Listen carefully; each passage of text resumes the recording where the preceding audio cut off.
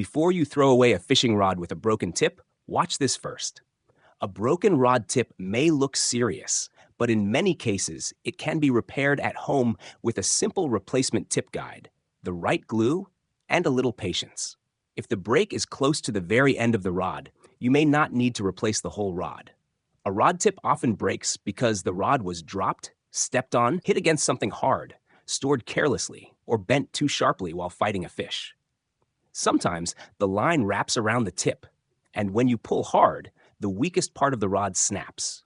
The tip is thin and sensitive, so it is easier to damage than the rest of the blank.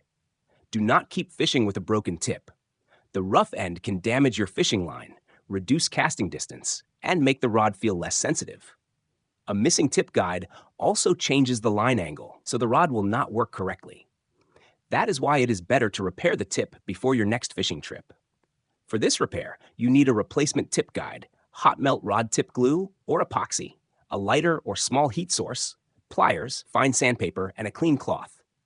The most important part is choosing the correct size tip guide. The tube should slide onto the rod tip smoothly, but it should not be too loose. First, inspect the broken area. If the break is clean and close to the end, this repair is simple.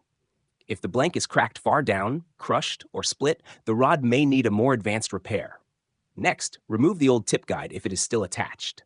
Hold it with pliers and gently heat the metal tube for a few seconds. Do not overheat it. You only want to soften the glue, not damage the rod blank. After removing the old guide, clean the rod tip. Wipe away dirt, old glue, and dust. If the broken end is rough, sand it very lightly. Now test fit the new tip guide.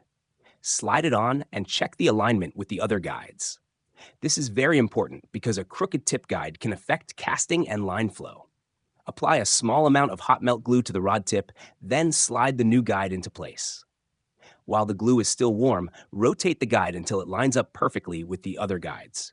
Hold it still until the glue cools. Wipe away extra glue. Before using the rod, check that the guide is secure and the line runs smoothly through it. Work slowly. Use the right size guide. Avoid too much heat and always check alignment. With a clean repair, your fishing rod can become strong, smooth, and ready for your next trip again.